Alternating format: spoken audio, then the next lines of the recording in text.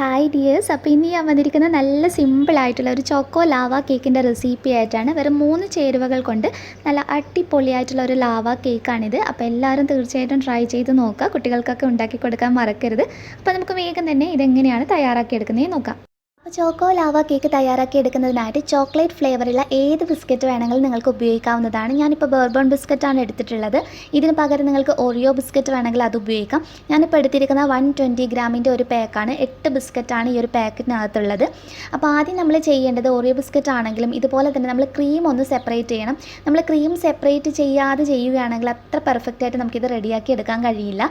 അതുപോലെ തന്നെ നിങ്ങൾക്ക് ക്രീം ഫിൽഡ് ആയിട്ടുള്ള ബിസ്ക്കറ്റ് ഉപയോഗിക്കുന്നതായിരിക്കും ഏറ്റവും നല്ലത്. അപ്പോൾ ഇത് ഇല്ലാത്തവർക്ക് വേണമെങ്കിൽ ഓറിയോ നമ്മുടെ ഗുഡ് ഡേ ബിസ്ക്കറ്റിൻ്റെ ചോക്കോ ചിപ്സ് ഒക്കെയുള്ള ബിസ്ക്കറ്റ് ഉണ്ടല്ലോ, അത് വേണമെങ്കിൽ ഉപയോഗിക്കാവുന്നതാണ്.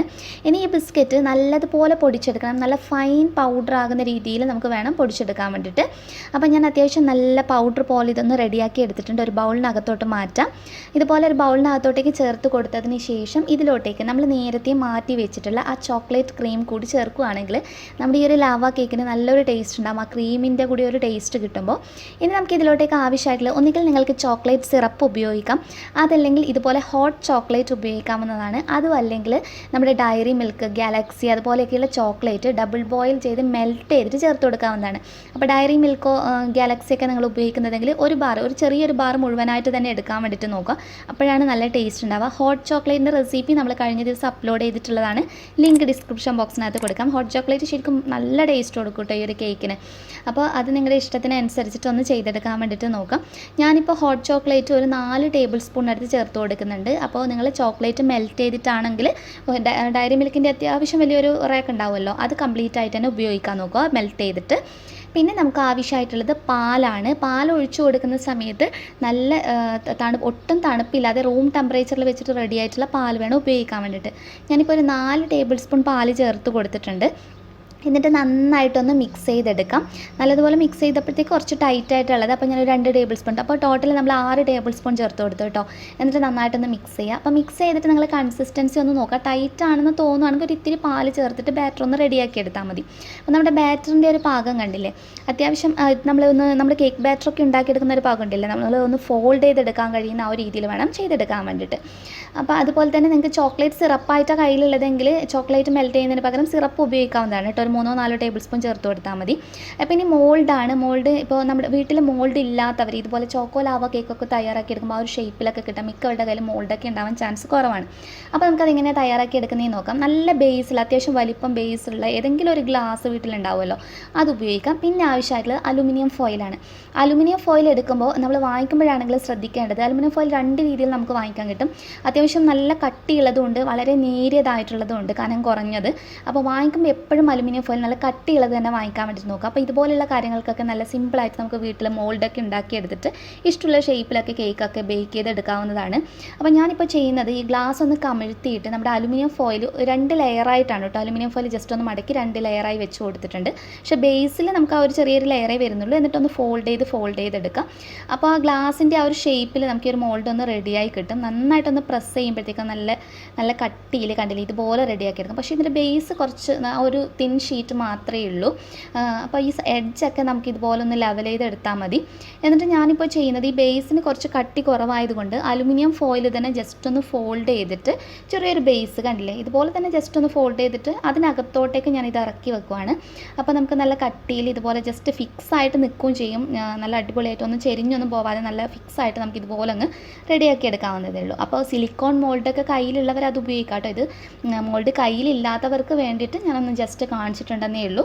ഇനി നമ്മൾ റെഡിയാക്കിയിട്ടുള്ള മിക്സ് ഒഴിച്ചു കൊടുക്കുമ്പോഴത്തേക്കും 1/4 ഭാഗം മാത്രമേ വരുന്നുള്ളൂ. കാരണം നല്ല വലിയൊരു ബൗൾ തന്നെയാണ് നമ്മൾ റെഡിയാക്കി എടുത്തിട്ടുള്ളത്. എപ്പോഴും 1/4 ഭാഗം വരുന്ന രീതിയിൽ വേണം നമ്മൾ കേക്ക് ബാറ്റർ ഒഴിച്ചു കൊടുക്കാൻ വേണ്ടിയിട്ട്. ഇനി ചോക്ലേറ്റ് ചേർത്ത് കൊടുക്കാം. ഗാലക്സിയുടെ ഒരു 2 പീസ് മാത്രമേ എൻ്റെ കയ്യിൽ ഡാർക്ക് ചോക്ലേറ്റ് ഉണ്ടായിരുന്നുള്ളൂ. അപ്പോൾ അത് 2 പീസ് ഞാൻ ചേർത്ത് കൊടുക്കുന്നുണ്ട്. അപ്പോൾ അത്യാവശ്യം ഒരു 4-5 പീസ് അതല്ലെങ്കിൽ വലിയൊരു കോമ്പൗണ്ട് തന്നെ ഇതിനകത്ത് വെച്ച് കൊടുക്കണം. എന്നാൽ മാത്രമേ നമ്മൾ റെഡിയാക്കി കഴിയുമ്പോൾ ശരിക്കും ആ ലാവ പോലെ മെൽട്ടായി അതങ്ങ് കിട്ടുള്ളൂ. അപ്പോൾ ഞാൻ ഒരു 2 കോമ്പൗണ്ട് ജസ്റ്റ് നമ്മുടെ ഗാലക്സിയുടെ ചോക്ലേറ്റ് ചേർത്ത് കൊടുത്തിട്ടുണ്ട്. പിന്നെ ഒരു 3-4 പീസിനടുത്ത് നമ്മുടെ ഡയറി മിൽക്കിൻ്റെ സാധാരണ മിൽക്ക് ചോക്ലേറ്റ് ഉണ്ടല്ലോ, അതാണ് ചേർത്ത് കൊടുത്തിട്ടുള്ളത്. എന്നിട്ട് ജസ്റ്റ് നമ്മുടെ കേക്ക് ബാറ്റർ വളരെ കുറച്ച് ഒരു ഇത്തിരി മാത്രം ഇതിൻ്റെ മുകൾ ഭാഗത്തൊന്ന് സ്പ്രെഡ് ചെയ്യുക. ഒത്തിരി ഉപയോഗിക്കരുത്, വളരെ കുറച്ച് മാത്രം.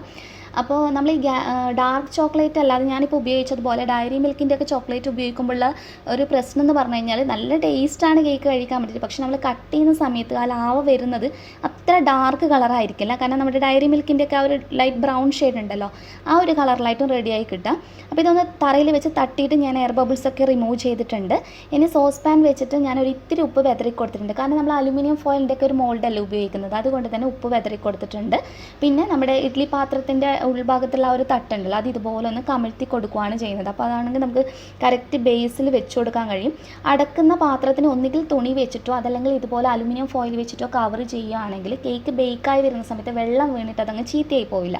അപ്പോൾ അതൊരു നല്ല കാര്യമാണ് നമ്മളതുപോലെ ചെയ്തെടുക്കുന്ന സമയത്ത്. 5 മിനിറ്റ് ഞാൻ നല്ലതുപോലെ ചൂടാക്കി വെച്ച പാത്രമാണ്. ഇപ്പോൾ നല്ലതുപോലെ ചൂടായി വന്നിട്ടുണ്ട്. നിങ്ങളെപ്പോഴും പ്രീഹീറ്റ് ചെയ്യുക.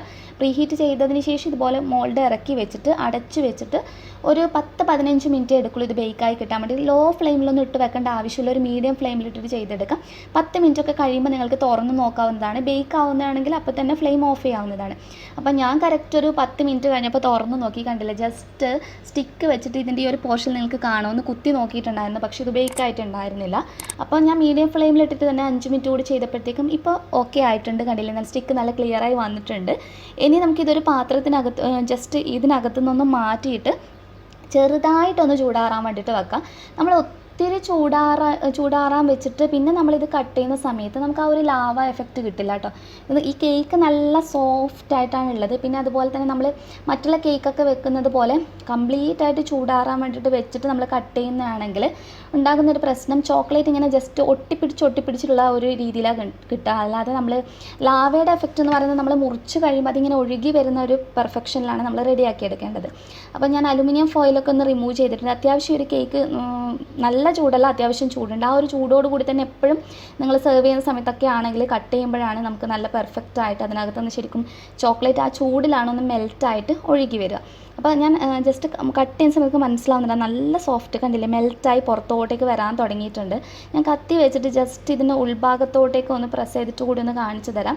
അപ്പോൾ നിങ്ങൾക്ക് ഇതിൻ്റെ ഉൾഭാഗം കാണുമ്പോൾ ഒന്നുകൂടി നല്ല ക്ലിയർ ആയിട്ട് മനസ്സിലാകും. നല്ല സോഫ്റ്റാണ്. ജസ്റ്റ് കണ്ടോ, ഇതിൻ്റെ ഉൾഭാഗത്ത് ഇപ്പോഴും അതുപോലെ മെൽറ്റായി പുറത്തോട്ടേക്ക് വരുന്നത് കാണാം.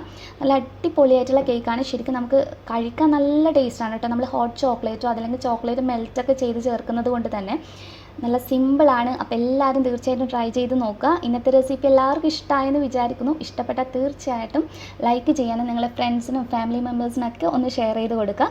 നെക്സ്റ്റ് വീഡിയോയിൽ ഇനിയും നമുക്ക് നല്ല നല്ല വെറൈറ്റീസായി കാണാം. അതുവരെ ടേക്ക് കെയർ, ബൈ ബൈ.